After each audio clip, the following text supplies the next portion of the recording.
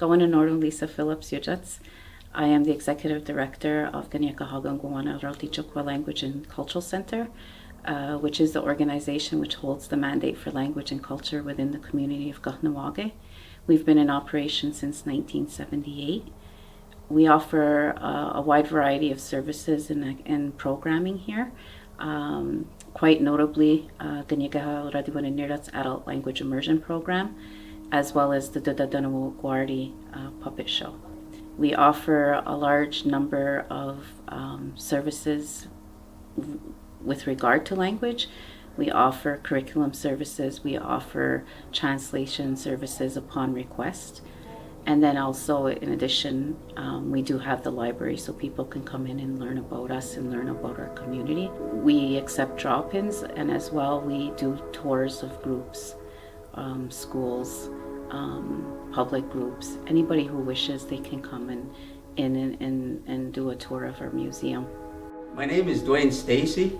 Today's tour is at the Kahnawake Cultural Center, and today we're going to talk about what is inside the Cultural Center Museum.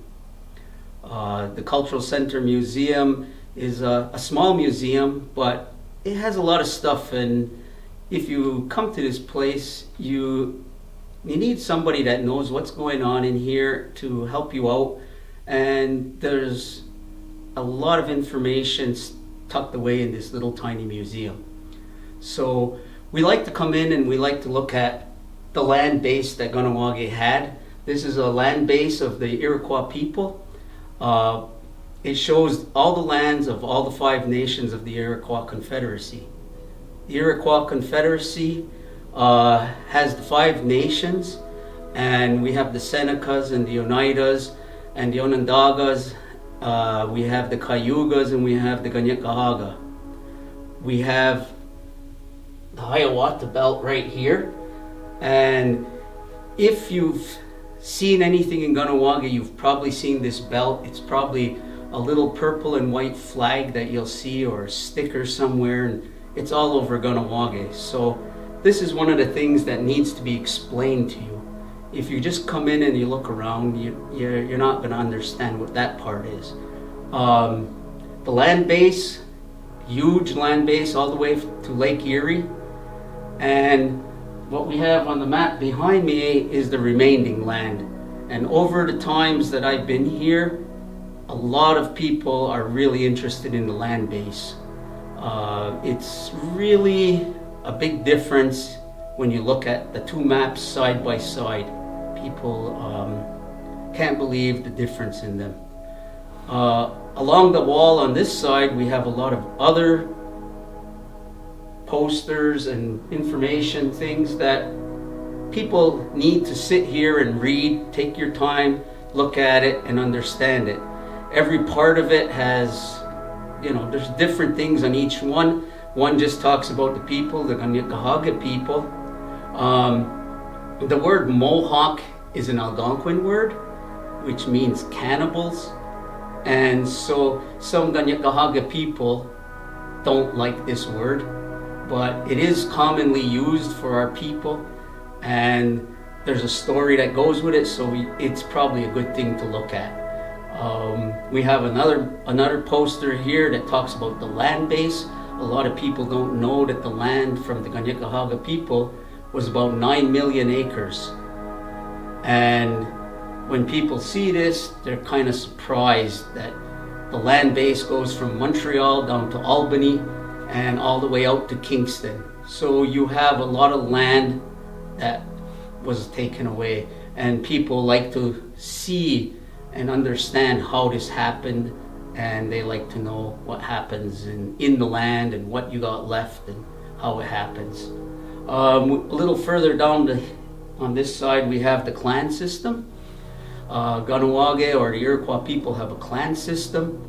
Kahnawake's clans include the wolf, the bear, and the turtle. And there's stories that go along with the clans. It talks about how people lived. The clans helped you set your government up. So the clan system is really an important thing. And if you have somebody around that can explain the whole thing, It's really helpful. You have to understand the clan system to understand the whole society, how it works. It helps you to set up the government. It helps your daily life. Everything revolves around the clans. So you really need to understand the clan system.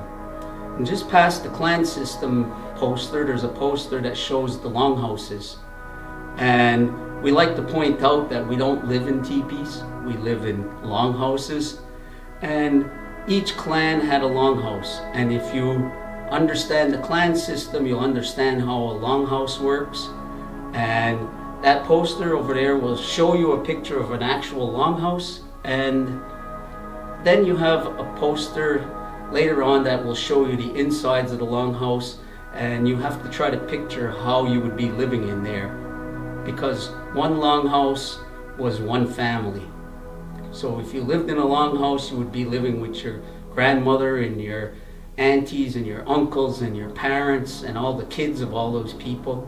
So longhouses could have anywhere between 50 to 100 people in a longhouse, and the size of the longhouse depended on how many people you would have in the longhouse.